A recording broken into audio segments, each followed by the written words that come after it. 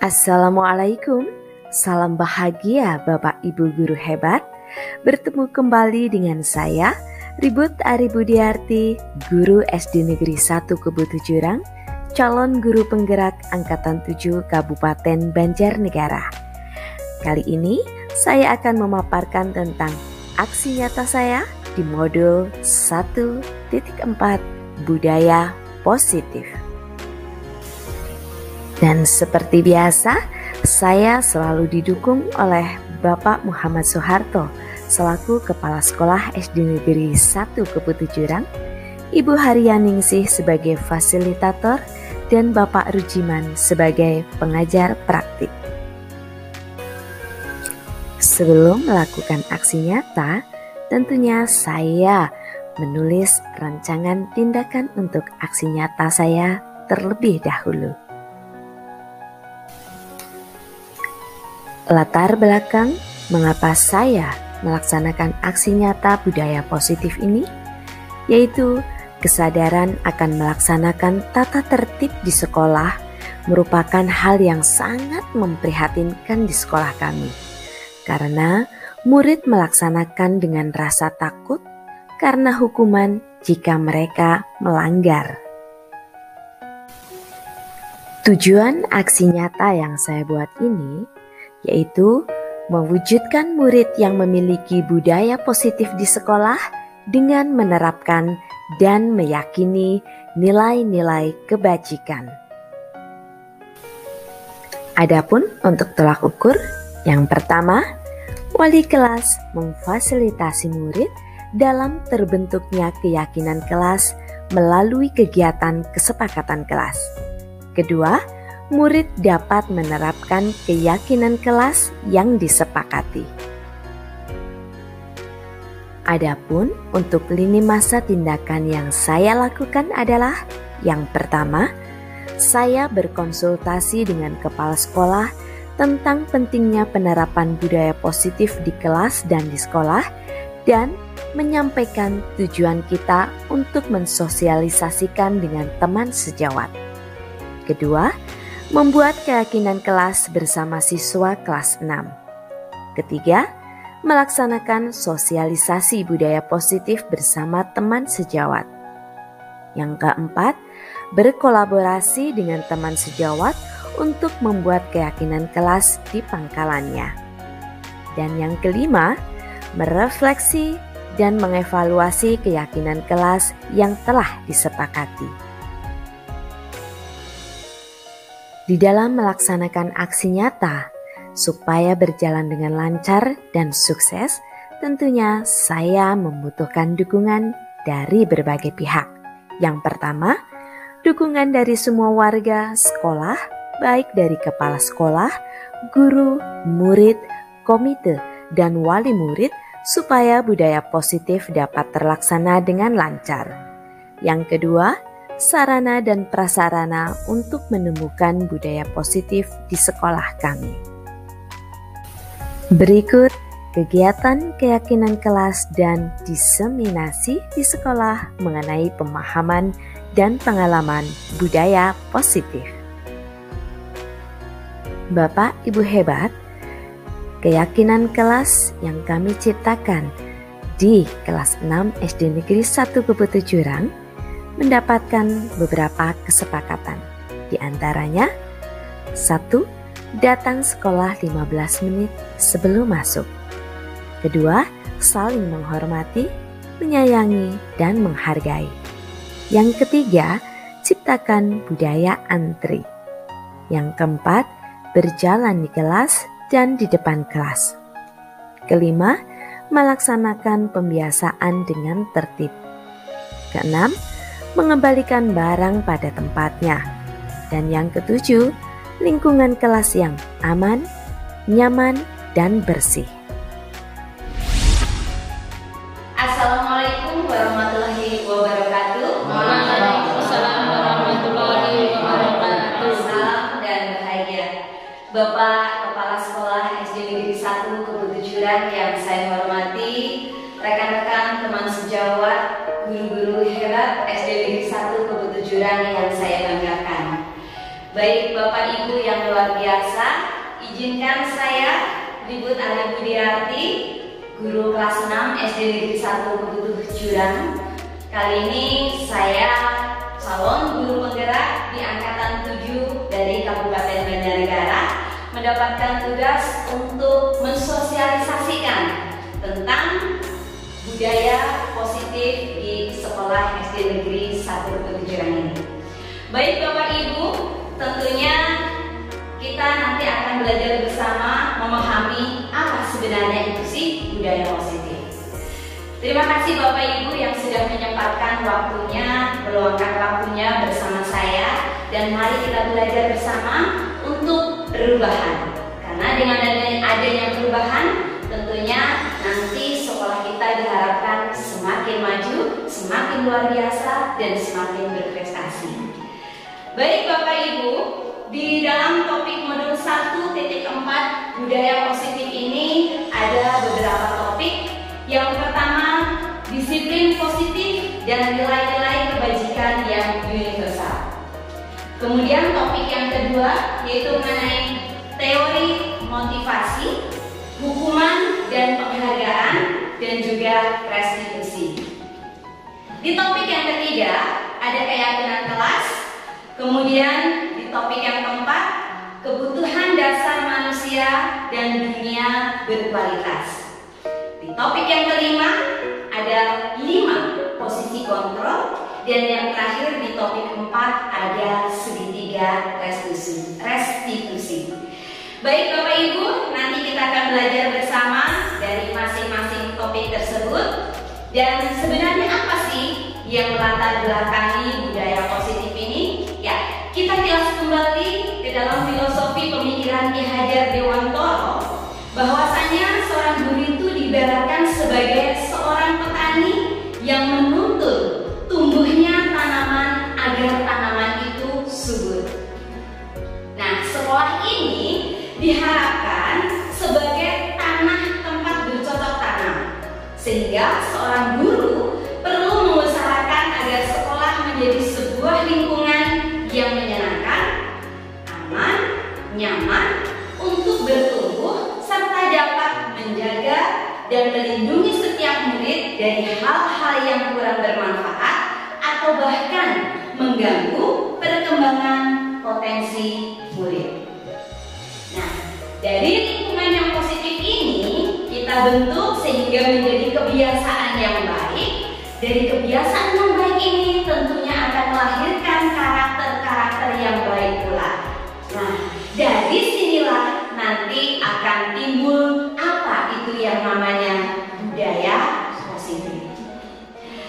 Baik Bapak Ibu, kita yang pertama mencoba menggali tentang disiplin positif dan nilai-nilai kebajikan universal.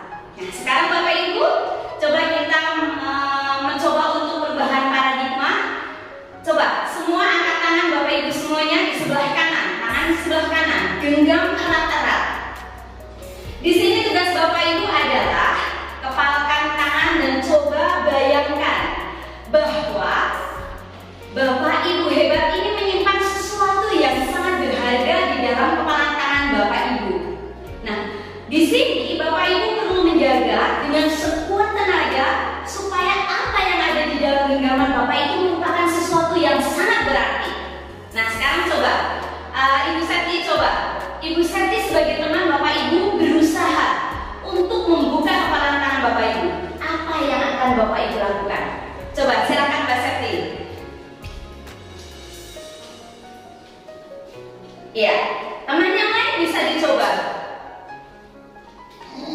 Oke, yang lain boleh dicoba. Semuanya dicoba tidak apa-apa. Iya, jadi apa yang ada di pikiran Bapak Ibu semuanya, bayangkan. Iya, Mbak Septi bisa melakukannya? Tidak. Baik Bapak Ibu. Nah, sekarang kita bayangkan. Boleh turunkan Bapak Ibu tangannya? Terima kasih. Apakah Bapak Ibu itu membuka kepalan tangan Bapak Ibu? Membuka tidak? Tidak. Oke, jika tidak, apa alasannya? Ada yang mau memberikan alasannya? Bapak kepala sekolah mungkin? Alasannya kan berharga sekali, tidak diambil. Berharga sekali, makanya tidak diambil. Ada yang lain? Karena untuk menjaga apa yang kita miliki jadi tidak bisa diambil orang lain. Oke, terima kasih Bapak Ibu. Jadi dari ini kita bayangkan yang ini. Dalam kegiatan ini sebenarnya sesungguhnya siapa yang memegang kendali atau kontrol kita di dalam sekolah? Siapa? Diri kita sendiri. Betul Bapak Ibu. Jadi apapun yang terjadi pada anak didik kita, apa yang terjadi di sekolah kita itu tergantung dari diri kita sendiri. Baik Bapak Ibu, mari kita belajar apakah itu disiplin. Ya, disiplin di sini banyak orang mengatakan atau menghubungkan bahwa disiplin itu merupakan tata tertib, teratur, kepatuhan atau peraturan yang harus ditaati. Nah, kata disiplin juga sering dihubungkan dengan hukuman. Disiplin positif tidak harus dengan memberi hukuman Bapak Ibu. Justru salah satu alternatif terakhir bila perlu tidak usah digunakan sama sekali apa itu yang namanya hukuman. Dalam budaya kita, makna kata disiplin dimaknai menjadi suatu yang dilakukan seorang pada orang lain untuk mendapatkan kepatuhan, dan kita itu cenderung menghubungkan kata disiplin dengan ketidaknyamanan. Nah, maka dari itu Bapak Ibu, mari kita belajar apakah makna disiplin yang sesungguhnya. Bapak Ibu yang hebat, disiplin berasal dari bahasa Latin yaitu disiplin, yang artinya belajar. Arti asli dari kata disiplin berkonotasi dengan disiplin diri dari murid-murid. Ini menurut Socrates dan juga Plato. Disiplin diri membuat orang menggali potensinya menuju sebuah tujuan mulia. Apa yang dia hargai dan apa yang bermakna. Dengan kata lain, Bapak Ibu hebat, bahwasanya disiplin diri juga mempelajari bagaimana cara kita mengontrol diri dan bagaimana cara kita menguasai diri untuk memilih tindakan yang mengacu pada nilai yang kita hargai agar tercapai tujuan mulia yang diinginkan. Jadi, secara universal, seorang yang memiliki disiplin diri berarti mereka bisa bertanggung jawab terhadap apa yang dilakukannya karena mereka mendasarkan tindakan mereka pada nilai-nilai kebajikan universal. Nah, nilai-nilai kebajikan universal itu apa saja sebenarnya? Ya, bisa kita lihat Bapak Ibu bahwa nilai-nilai kebajikan adalah sifat-sifat positif manusia yang merupakan tujuan mulia yang ingin dicapai setiap individu. Nilai-nilai tersebut bersifat universal dan lintas bahasa, suku bangsa, agama maupun latar belakang. Setiap perilaku atau perbuatan memiliki satu tujuan. Ini menurut Dr. William Glasser pada teori kontrol di tahun 1984. Dengan mengaitkan nilai-nilai kebajikan yang diyakini seseorang, maka motivasi intrinsiknya akan terbangun sehingga menggerakkan motivasi diri dari dalam untuk dapat mencapai tujuan mulia yang diinginkan. Nah, Bapak Ibu hebat, nilai-nilai kebajikan yang ingin dicapai oleh setiap anak Indonesia kita kenal dengan profil pelajar Pancasila. Ya, kita ingat kembali profil pelajar Pancasila apa saja? Yang pertama, beriman, bertakwa kepada Tuhan Yang Maha Esa dan berakhlak mulia. Yang kedua, mandiri. Yang ketiga, yang keempat, yang kelima, yang keenam, ya. Baik Bapak Ibu, untuk yang berikutnya adalah teori motivasi, hukuman dan penghargaan juga restitusi. Dari teori motivasi ini, Bapak Ibu, dapat kita gali menjadi 3 bagian. Di sini ada 2 bagian motivasi dari dalam diri, ada internal dan juga motivasi secara eksternal. Baik, untuk yang pertama, yaitu yang pertama motivasi eksternal. Bahwasanya untuk menghindari ketidaknyamanan atau hukuman. Jadi kita menaati disiplin itu yang pertama hanya untuk menghindari ketidaknyamanan atau hukuman. Nah, apa yang akan terjadi apabila saya tidak melakukannya? Kemudian yang kedua, untuk mendapatkan imbalan dari orang lain atau institusi. Apa yang akan saya dapatkan apabila saya melakukannya? Jadi di sini masih ada alasan kenapa kita melakukan kedisiplinan. Nah, ini juga masih termasuk motivasi eksternal. Dan yang terakhir adalah untuk menghargai diri sendiri. Nah, Bapak Ibu, di sini untuk menghargai diri sendiri ada sebuah pertanyaan pada diri kita sendiri. Saya akan menjadi orang seperti apa bila saya melakukannya? Nah, ini yang termasuk motivasi internal. Ini Bapak Ibu, tujuan daripada disiplin positif ini berarti berawal dari diri sendiri. Ya, sedangkan untuk hukum dan penghargaan, hukuman dan penghargaan, kalau kita berbicara masalah penghargaan maupun hukuman, itu adalah cara mengontrol perilaku seseorang yang menghancurkan potensi untuk pembelajaran yang sesungguhnya.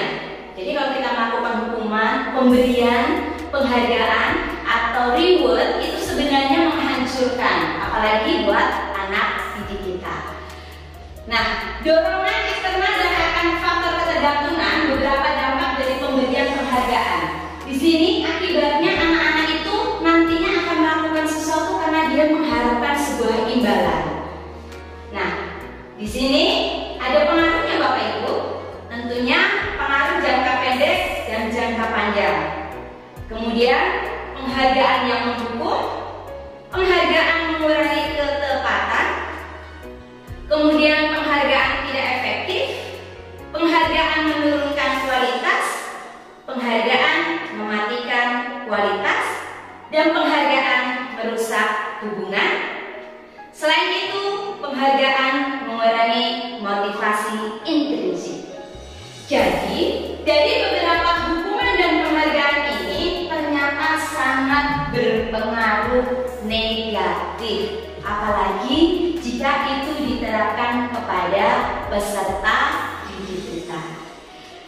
Nah, jadi Bapak Ibu, selain itu kita mempelajari tentang hukuman dan konsekuensi. Kita lihat Bapak Ibu, kalau kita berbicara masalah hukuman, itu bersifat tidak terencana atau tiba-tiba. Namun kalau konsekuensi sudah terencana atau sudah disepakati. Kemudian anak atau murid tidak tahu apa yang akan terjadi dan tidak dilibatkan.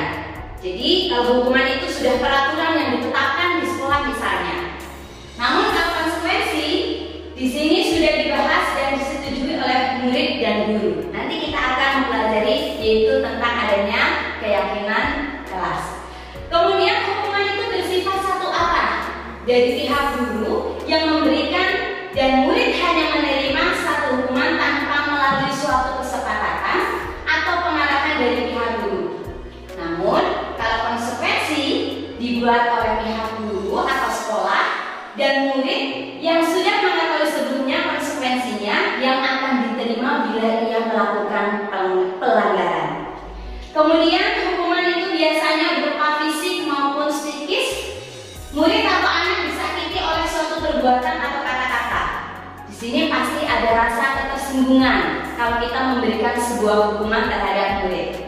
Kemudian kalau konsekuensi, murid tetap dibuat tidak nyaman untuk jangka waktu yang pendek. Namun secara berkelanjutannya, murid akan kembali lagi berbaur dengan teman-temannya lain. Nah Bapak Ibu, coba sekarang menurut Bapak Ibu hebat ini? Untuk yang pertama, mencatat 100 kali di dalam buku kalimat. Saya tidak akan terlambat lagi karena terlambat ke sekolah. Ini menurut Bapak Ibu hebat, hukuman atau konsekuensi? Hukuman. Baik. Kemudian lari mengelilingi lapangan basket 2 kali karena terlambat hadir di sekolah, Bapak Ibu? Hukuman. Murid diminta untuk push up 15 kali karena tidak menggunakan masker ke sekolah. Hukuman. Menggantikan kertas tugas teman yang telah dicoret-coret. Konsekuensi. Baik. Membersihkan tumpahan air di meja tulis karena tersenggol pada saat belajar. Konsekuensi. Murid disuruh untuk tidak mengenakan sepatu seharian di sekolah karena tidak mengenakan sepatu hitam. Hukuman. Baik. Lari mengelilingi lapangan basket 2 kali karena terlambat 10 menit untuk pelajaran PJOK. Hukuman. Baik Bapak Ibu, kita coba untuk menganalisanya. Ya, Bapak Ibu hebat luar biasa. Ternyata tadi benar jawabannya yang pertama adalah hukuman. Kemudian lari mengelilingi juga hukuman. Diminta push up 15 kali juga merupakan hukuman. Mengganti kertas konsekuensi. Membersihkan tumpahan air konsekuensi. Dan murid disuruh untuk tidak mengenakan sepatu hukuman. Boleh. Dan yang ini ada perbedaan. Tadi Bapak Ibu mengatakan ini adalah berupa hubungan. Ya, tapi ini bukan Bapak Ibu hebat. Kalau kita melakukan lari memang terlambat dalam pelajaran PJOK, karena di dalam pelajaran PJOK itu harus ada awalan, akhiran, ada pemanasan, ada juga inti dan juga pendinginan. Jadi kalau anak terlambat otomatis dia tidak melakukan pemanasan. Maka seorang guru PJOK itu boleh memberikan konsekuensi, yaitu supaya anak tersebut melakukan kegiatan pemanasan tersebut. Begitu Bapak Ibu hebat? Ya. Untuk selanjutnya, apa itu restitusi? Bapak Ibu hebat, restitusi adalah proses menciptakan kondisi bagi murid untuk memperbaiki kesalahan mereka, sehingga mereka bisa kembali pada kelompok mereka dengan karakter yang lebih kuat. Restitusi ini juga merupakan proses kolaboratif yang mengajarkan murid untuk mencari solusi untuk masalah mereka dan membantu murid berpikir tentang orang seperti apa yang mereka inginkan dan bagaimana mereka harus memperlakukan orang lain. Ini catatan dari dosen di tahun 2024. Jadi Bapak Ibu hebat, di sini yang namanya restitusi itu sebenarnya sesuatu hal yang bisa kita terapkan di dalam sekolah kita, baik itu di lingkungan sekolah maupun di kelas kita. Nah, mari kita mencoba untuk mendalami. Ada beberapa ciri-ciri restitusi. Yang pertama, bukan untuk menembus kesalahan, namun untuk belajar dari kesalahan. Jadi dengan adanya restitusi ini, kita mengharapkan bahwa murid-murid kita melakukan kesalahan, dia tidak merasa dirinya itu tersakiti. Karena dengan adanya hukuman, pasti ada rasa tersakiti. Namun dengan budaya positif, anak tersebut pasti akan belajar dari kesalahannya. Yang kedua, memperbaiki hubungan. Dengan adanya restitusi, maka antara guru dan murid pasti akan terjalin hubungan yang baik. Tidak ada rasa bersalah, tidak ada rasa kebencian. Yang berikutnya, tawaran bukan paksaan. Jadi di sini guru memberikan tawaran. Bagaimana menurut kamu kesalahan yang kamu buat, bla bla bla bla dan seterusnya. Jadi di sini tidak langsung kamu harus lari 50 meter misalnya. Jadi kita memberikan sebuah tawaran yang tentunya sudah merupakan konsekuensi. Ya, restitusi menuntun untuk melihat ke dalam diri. Kemudian restitusi mencari kebutuhan dasar yang mendasari tindakannya. Kemudian restitusi diri adalah cara yang paling baik. Jadi seorang anak itu pastinya dia akan merasa dirinya mengenali, oh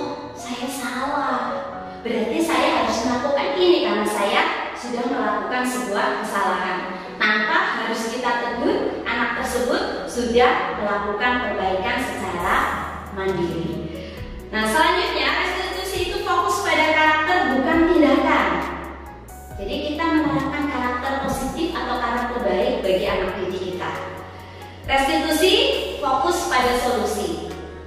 Bagaimana Nana kalau menurut kamu itu sebaiknya yang dilakukan apa? Itu contohnya.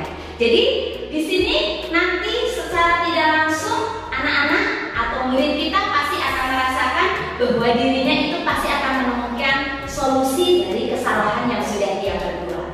Kemudian yang terakhir, restitusi mengembalikan murid yang berbuat salah pada kelompoknya.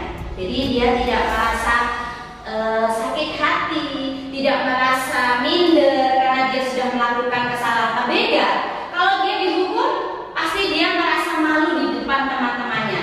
Namun kalau kita mengenalkan budaya positif, pasti nanti anaknya akan kembali bergaul kepada teman-teman sekelasnya. Begitu Bapak Ibu.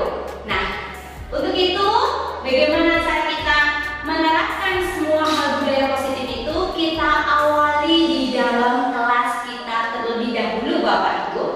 Kita buat keyakinan kelas. Nah, Bapak Ibu hebat, mengapa tidak peraturan saja? Mengapa kok harus keyakinan kelas? Nah, Bapak Ibu coba kita perhatikan di sini ada beberapa 3 pertanyaan. Mengapa kita memiliki peraturan harus menggunakan helm bila kita mengendarai sepeda motor? Kenapa Bapak Ibu? Untuk apa? Kok kita harus pakai helm sih? Melindungi diri. Iya, bukan untuk gaya-gaya atau bukan untuk mematuhi peraturan. Yang kedua, mengapa kita memiliki peraturan 3M? Menggunakan masker, mencuci tangan, dan menjaga jarak. Ini apa manfaatnya? Iya, supaya menjaga kesehatan. Baik. Yang ketiga, mengapa kita memiliki peraturan harus datang tepat waktu pada saat kita mengikuti pelatihan yang ada dalam benak Bapak Ibu? Kenapa harus datangnya tepat waktu? Karena biar tidak terlambat. Oke, tidak tertinggal materi, bagus. Apalagi? Tidak malu, oke. Apalagi?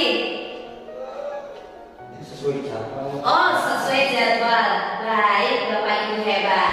Nah, untuk mendukung motivasi intrinsik, kembali ke nilai-nilai keyakinan yang tentunya lebih menggerakkan seseorang dibandingkan mengikuti serangkaian peraturan-peraturan. Jadi di sini kita kembalikan pada diri kita.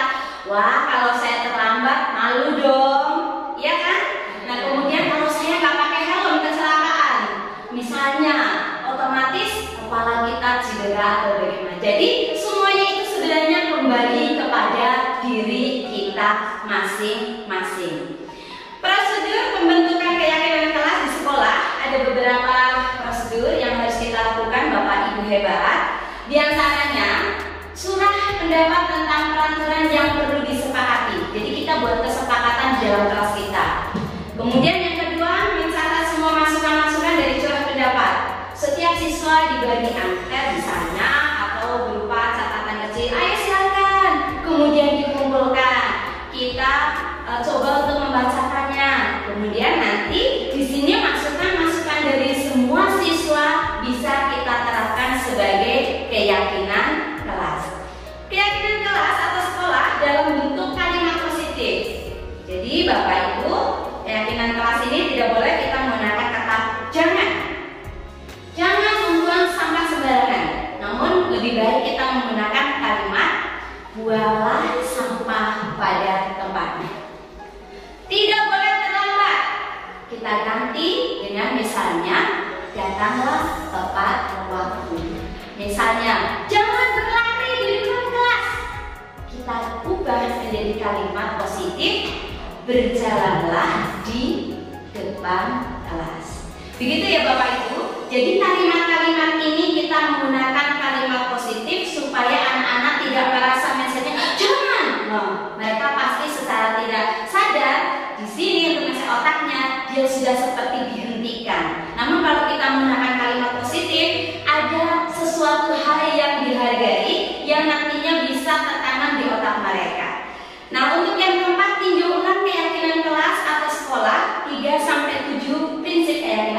Jadi Bapak Ibu bisa membuat keyakinan kelas dari 3 sampai 7. Bukan sebuah peraturan, tapi ini adalah keyakinan kelas. Semua warga kelas atau sekolah menyetujui dan menandatangani keyakinan kelas atau sekolah yang telah dibuat. Kemudian dipasang di dinding kelas atau sekolah yang mudah dilihat. Nah, baik Bapak Ibu, itu tadi prosedur pembentukan keyakinan kelas. Nah, di sini bisa kita pahami Bapak Ibu, ada di sini misalnya berupa peraturan dan ini ada kalimat berupa keyakinan kelas. Di sini jika sebuah peraturan selalu kembalikan buku ke tempatnya, di sini keyakinan yang terbentuk adalah berupa tanggung jawab. Kemudian dilarang mengganggu orang lain. Di sini keyakinan yang kita bentuk adalah menghormati orang lain. Jadi kata-kata di sini juga merupakan kata-kata yang positif. Hadir di sekolah 15 menit sebelum pembelajaran dimulai. Berarti keyakinan kelas yang diyakini adalah menghormati orang lain dan juga berkomitmen. Dan seterusnya Bapak Ibu, sampai dengan misalnya jangan berlari di kelas atau koridor. Berarti komitmen yang ada di sini untuk menjaga keselamatan dan juga keamanan. Begitu Bapak Ibu hebat yang luar biasa. Dan untuk itu setelah kita membentuk keyakinan kelas, kita mencoba memenuhi kebutuhan dasar manusia dan dunia berkualitas. Ya, coba kita pahami tentang kebutuhan dasar manusia. Seluruh tindakan manusia memiliki tujuan tertentu. Semua yang kita lakukan adalah usaha terbaik untuk mendapatkan apa yang kita inginkan. Ketika mendapatkan yang kita inginkan, sebetulnya saat itu kita sedang memenuhi atau tentunya kebutuhan dasar kita itu sebenarnya sedang terpenuhi. Nah, sebenarnya kebutuhan dasar manusia itu apa saja sih? Yang pertama, kebutuhan dasar manusia adalah kebutuhan bertahan hidup. Seperti makan, minum, bekerja. Yang kedua, kebutuhan hasil kasih sayang dan rasa diterima. Sayangi, dihormati, merasa bersama, tidak diasingkan. Kebutuhan untuk kebebasan. Bebas untuk berbicara, bebas untuk bermain, bebas untuk mengungkapkan pendapat dan sebagainya. Kebutuhan akan kesenangan. Bermain bersama teman-teman. Kemudian kesenangannya lain misalnya dia membuat inspirasi tersendiri, melahirkan sebuah karya. Kemudian yang kelima adalah kebutuhan akan penguasaan. Jadi seorang pemimpin misalnya memimpin teman-teman yang lain. Nah, jadi ini merupakan kebutuhan dasar manusia. Baik Bapak Ibu, di sini ada contoh kasus misalnya. Ibu Ali adalah wali kelas 6 di SD Negeri 1 Kebutujuran. Sedang bingung menghadapi ulah salah satu murid di kelasnya yang bernama Doni. Beberapa anak di kelas 6 telah datang padanya dan mengeluh Doni yang seringkali meminta bekal makanan siang mereka dengan paksa. Jika Anda menghadapi situasi seperti Ibu Ali, apa yang akan Anda lakukan? Menurut Anda, kira-kira apa alasan Doni melakukan itu? Ya. Jadi dari kasus ini dapat kita analisa Bapak Ibu hebat. Yang pertama kita kenali terlebih dahulu kebutuhan dasar dari si Doni.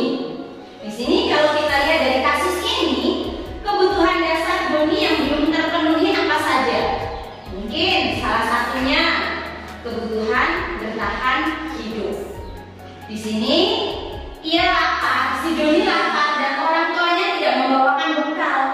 Makanya untuk memenuhi kebutuhan hidupnya, Doni meminta paksa bekal milik temannya.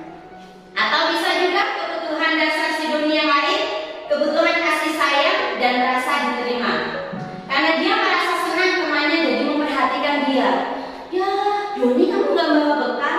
Enggak, udah deh makan bekalku saja. Jadi dia merasa diperhatikan. Dia merasa ingin Dan kebutuhan dasar Doni yang lain mungkin kebutuhan akan penguasaan, merasa hebat karena temannya jadi takut dengan dia dan menuruti keinginannya. Bisa jadi, makanan kamu mana? Dia jadi merasa hebat, teman-temannya yang lain merasa dilemahkan atau diremehkan. Kemudian bisa juga mungkin Doni kurang kebutuhan dasarnya pada kebutuhan akan kesenangan. Di sini karena Doni itu sebenarnya iseng saja dan dia menikmati ekspresi wajah teman-temannya yang kesal. Ada kepuasan tersendiri bagi Doni. Wah, asik. Marah ya. Ada kan anak-anak yang seperti itu? Ya. Atau bisa juga kita analisa dari kebutuhan akan kebebasan. Di sini mungkin Doni merasa bosan dengan bekal makanan yang dibawakan ibunya dari rumah. Karena ibunya selalu membawakan bekal yang sama. Misalnya cuma mie telur. Lihat punya temannya ada paha, ada juga mungkin ikan asin, ada juga mungkin sambal. Di sini Doni merasa tertarik dengan bekal teman-temannya. Nah, dari Bapak Ibu, tentunya dari contoh kasus ini kita bisa menganalisa kepada murid kita seandainya dia itu melakukan sebuah kesalahan. Jadi tidak langsung kita dan sebagainya. Biasanya kan selama ini kita sepertinya biasanya. Nah, monggo Bapak Ibu, mulai dari sekarang kita belajar bagaimana cara menganalisis kesalahan dari murid-murid kita berdasarkan kebutuhan dasar yang belum terpenuhi. Baik Bapak Ibu, di sini guru itu memiliki beberapa posisi kontrol. Ada 5 posisi kontrol yang dimiliki oleh guru. Nah, di sini posisi kontrolnya adalah yang pertama sebagai penghukum, membuat orang merasa bersalah, teman, pemantau, dan juga manajer. Nanti Bapak Ibu silahkan kita bersama-sama. Posisi kita sekarang saat ini ada di posisi yang mana? Apakah sebagai penghukum? Apakah pembuat merasa bersalah? Atau teman? Atau pemantau? Atau bahkan manajer? Kita analisa satu persatu. Bapak Ibu, jika menjadi seorang posisi penghukum, di sini ini ciri-cirinya posisi penghukum: menghardik, menunjuk-nunjuk, menyakiti, menyindir. Kalau kamu tidak melakukannya, awas ya, rasakan ini. Nah, ini contoh dari posisi penghukum. Nah, di sini hasilnya pasti anak akan berontak, menyalahkan orang lain dan kemudian dia berbohong. Bukan saya, Bu, si Tony loh, Bu, yang tadi melakukan. Karena dia takut terhadap gurunya tadi. Nah, kaitannya dengan dunia berkualitas, murid ini meletakkan guru di luar dunia berkualitas. Nah, di sini murid berkata, biarkan saja, nanti juga marah-marah lagi. Nah, dampak pada murid apa Bapak Ibu?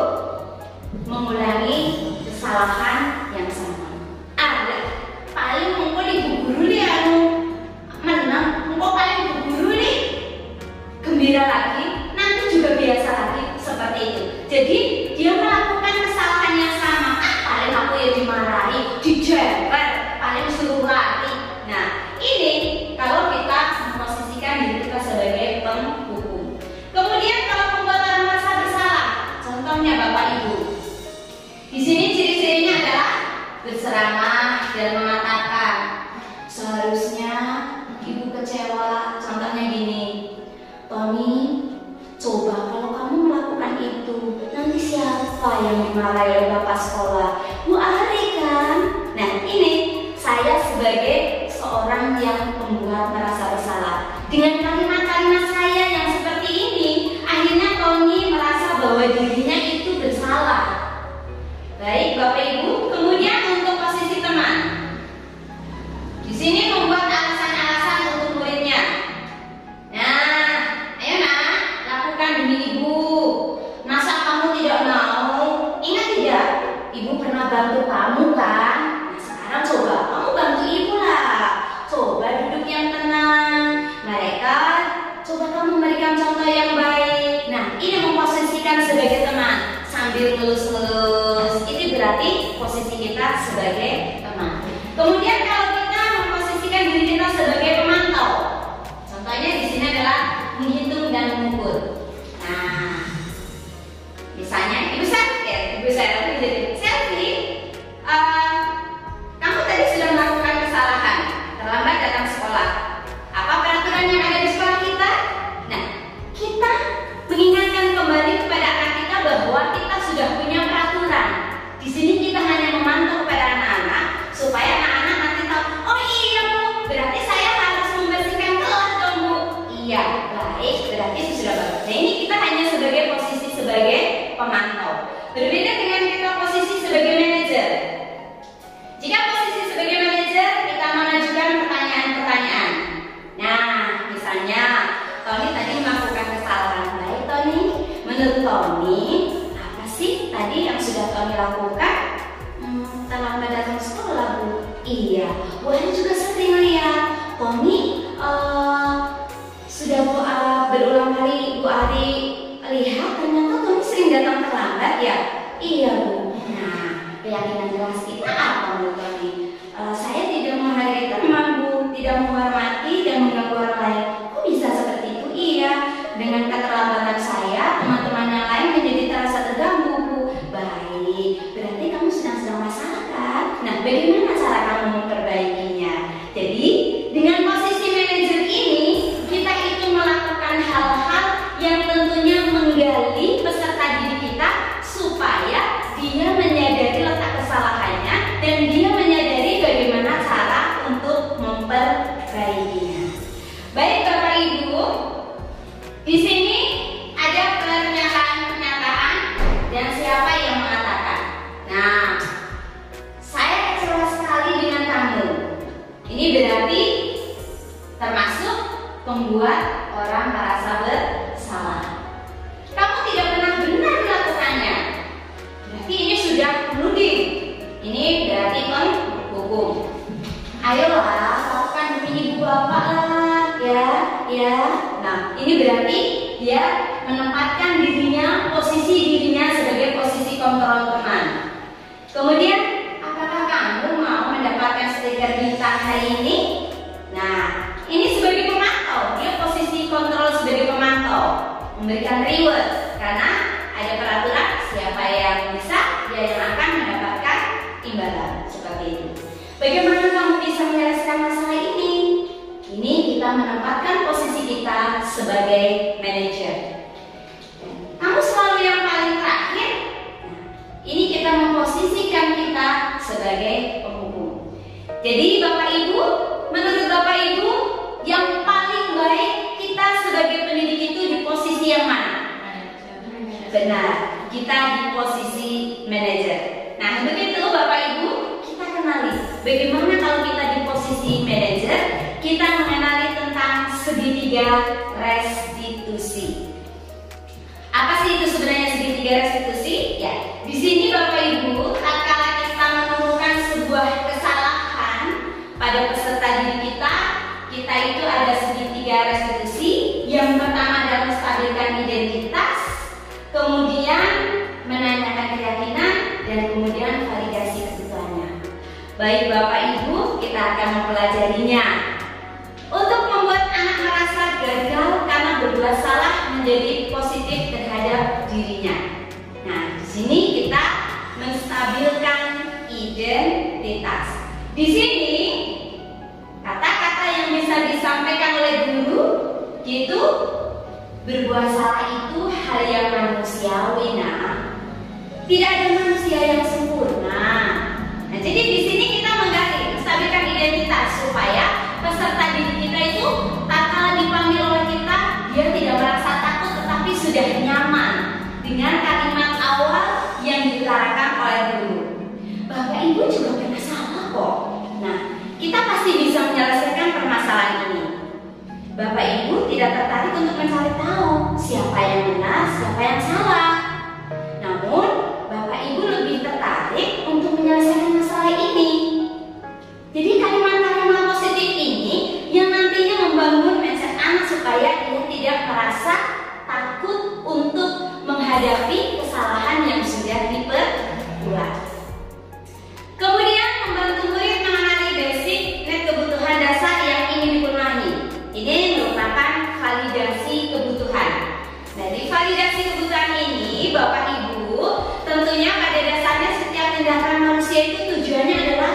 memenuhi basic needs. Apakah itu power, freedom, love and belonging, fun, atau survival? Ya, Bapak Ibu di sini bisa mengatakan, kamu bisa saja kan melakukan hal yang lebih buruk, tapi kamu tidak melakukannya kan? Atau bisa juga, kamu pasti punya alasan mengapa melakukannya. Seperti tadi, Bu Ali tahu kamu terlambat, tapi kamu punya alasannya kan? Kita dengarkan. Murid kita mau ngomong apa? Saya alasannya karena bangun kesiangan, Bu. Kemudian kita gali. Oh, berarti kamu bisa memperbaiki apa kesalahan kamu? Nah, nanti kita gali terus. Maukah kamu belajar cara lain untuk mendapatkan yang kamu butuhkan tanpa harus memukul, misalnya? Apakah kamu bisa melakukan dengan lebih baik besok lagi? Jadi kalimat-kalimat positif ini yang tentunya akan membangun anak didik kita supaya dia terus menggali dirinya, menggali potensi dirinya, supaya dia tetap dihargai walaupun dia sudah melakukan kesalahan. Nah, kemudian tahapan yang terakhir adalah tentang menanyakan keyakinan kelas. Anak melihat kesalahannya dihubungkan dengan norma sosial dan nilai-nilai yang mendasari manusia berinteraksi dengan orang lain. Di sini guru bisa mengatakan bahwasanya apa nilai yang kita percaya di sekolah ini. Nah, Tommy, menurut kamu keyakinan apa yang sudah kamu langgar di kelas kamu? Tidak menghormati teman, Bu. Oh ya, bagus. Nilai-nilai universal apa yang pernah kita sepakati? Saya harus datang tepat waktu, Bu. Seperti itu. Jadi kalimat-kalimat positif yang ada di sini ini bisa membangun anak-anak kita supaya dia dapat menggali dan melakukan tindakan yang berikutnya tanpa adanya sebuah paksaan. Nah, baik Bapak Ibu hebat, dari segitiga institusi ini tentunya kita punya program kebijakan atau apresiasi. Nah, di sini kita memberikan dalam memberikan apresiasi atau pengakuan perlu diingat beberapa hal Bapak Ibu. Walaupun kita memberikan kebebasan kepada peserta didik, tentunya kita juga sebagai seorang manajer, seorang guru atau pemimpin kelas, tentunya kitalah yang memegang kendali atau kontrol. Baik Bapak Ibu, di sini beri pengakuan secara khusus, beri pengakuan secara pribadi, beri pengakuan kepada semua murid atau bergantian, beri pengakuan secara konsisten, fokus pada proses. Nah, contoh pengakuan atau apresiasi kebijakan yang bisa Bapak Ibu lakukan diantaranya, misalnya ada seorang teman, karena ada murid baru ini misalnya, ya itu caper, apa ditolong. Nah, sebenarnya padahal ini bukan seperti itu maksudnya.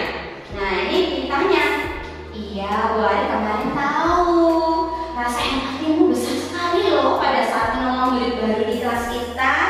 Iya Bu, pasti dia akan merasa tersandung. Namun ada keyakinan kelas apa yang tentunya sudah kamu lakukan? Oh iya Bu, harusnya saya memberi kesempatan dia Bu. Nah, jadi anak itu nantinya akan tergali dengan sendirinya. Atau misalnya, kamu, saya menghargai kepedulian kamu pada saat kamu kemarin membantu teman kamu pada tugas kelompok. Namun kemarin kita buat apa keyakinan kelas saat kita menyelesaikan tugas kelompok? Iya Bu, kita kan harus menyelesaikan tugas kelompok itu di kelompok kita sendiri Bu. Iya, jadi sudah tahu perasaan kamu. Iya Bu, bagaimana kamu cara memperbaikinya? Seperti itu. Jadi kita balik terus dari pertanyaan-pertanyaan itu. Kemudian ada contoh di sini ketika murid kita melakukan sebuah tindakan, kemudian kita melakukan pengakuan atau apresiasi kebijakan yang lain. Terima kasih untuk rasa tanggung jawabmu pada saat kamu memungut kertas-kertas yang berserakan di lantai. Nah, berarti keyakinan kelas apa yang sudah kamu laksanakan? Bertanggung jawab Bu. Iya, bagus. Nah, jadi Bapak Ibu, semua kalimat-kalimat atau kata-kata yang menggambarkan keyakinan yang ada di kelas kita tentunya nanti dengan sendirinya akan menumbuhkan apa itu yang dimaksud dengan disiplin positif. Jadi dari teori kontrol, kemudian di sini perilaku, kemudian model berpikir, dari teori motivasi, 5 posisi kontrol, 5 kebutuhan dasar, segitiga restitusi, dan ada juga nilai-nilai kebajikan universal. Di sini nanti kita akan membuat keyakinan kelas yang tentunya nanti secara tidak langsung kita pasti akan menumbuhkan sikap disiplin positif di sekolah kita. Baik Bapak Ibu hebat, itu tadi bagaimana sosialisasi saya tentang disiplin positif. Semoga bisa kita terapkan di sekolah kita dan tentunya menjadikan gerakan bagi sekolah kita, mendidik sekolah kita, anak-anak kita supaya mereka mau menjadi anak yang berkarakter dan tentunya berdisiplin yang positif. Begitu Bapak Ibu, nanti kita adakan sesi tanya jawab. Namun sebelumnya terima kasih atas waktu dan kesempatannya. Saya akhiri terlebih dahulu pemaparan saya kali ini. Jika ada kesalahan, saya mohon maaf yang sebesar-besarnya. Mari kita bergerak untuk pendidikan maju. Sekian dan terima kasih. Wassalamualaikum warahmatullahi wabarakatuh.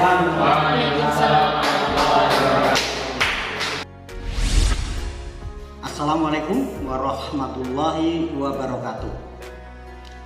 Alhamdulillahirrahmanirrahim. Puji syukur kehadirat Allah Subhanahu wa Ta'ala.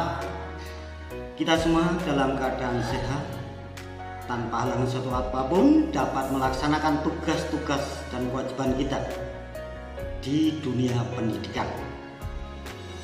Perkenalkan, nama saya Muhammad Soeharto, Kepala Sekolah SD Negeri 1 Kebutuh Jurang, Korwil Dikpora, Kecamatan Pagedongan, Kabupaten Banjarnegara. Dalam kesempatan Ibu Ari telah mengadakan imbas apa yang dimaksud dengan budaya positif, sehingga dalam mendidik mengajar para siswa dapat menerapkan apa yang telah diberikan oleh Ibu Ari, disampaikan oleh Ibu Ari yang didapat dalam pendidikan pelatihan pada calon guru penggerak angkatan ke-7 saat ini. Dan semoga nantinya teman-teman guru yang ada di SD Negeri 1 Kebutuh Jurang dapat melaksanakan, dapat mengimplementasikan apa yang diperoleh, apa yang didapat dari imbas yang telah diberikan oleh calon guru penggerak angkatan ke-7, yaitu Ibu Ribut Ari Budiarti SPDSD, sehingga dapat meningkatkan kompetensi sebagai pendidik, sebagai guru, sehingga tercapailah tujuan pendidikan nasional yang telah dicita-citakan bersama-sama. Assalamualaikum warahmatullahi wabarakatuh. Saya Gita Cahaya Tias, guru kelas 5 SD Negeri 1 Kebutuh Jurang. Dengan adanya diseminasi budaya positif dari Bu Ari, saya sebagai guru menjadi tahu apa itu arti disiplin positif yang sesungguhnya. Dulu, saya beranggapan disiplin positif itu patuh terhadap peraturan. Kini saya harus merubah paradigma tentang disiplin positif. Saya sebagai seorang guru harus dapat memposisikan diri saya dengan tepat, berpedoman pada posisi kontrol. Dan posisi kontrol yang terbaik adalah posisi manajemen. Untuk anak-anak, mereka menjadi lebih memahami dirinya sendiri. Dengan adanya disiplin positif yang bukan karena kepatuhan terhadap peraturan, namun lebih menghargai dirinya sendiri. Terima kasih. Wassalamualaikum warahmatullahi wabarakatuh. Saya Jihan, saya murid kelas 6 SD Negeri 1 Kebutuh Jurang. Saya sangat merasa senang sekali diajar oleh Ibu Ari yang sudah mengajari saya tentang disiplin positif yang tertuang pada keyakinan kelas. Kini saya menjalankan keyakinan kelas dengan kesadaran pada diri saya sendiri, sehingga saya dapat menjalankan kewajiban saya dengan penuh tanggung jawab. Terima kasih saya ucapkan teruntuk semua yang mendukung terlaksananya program pengimbasan budaya positif ini. Mari menjadi guru yang bergerak, tergerak, dan menggerakkan, sehingga pendidikan semakin maju.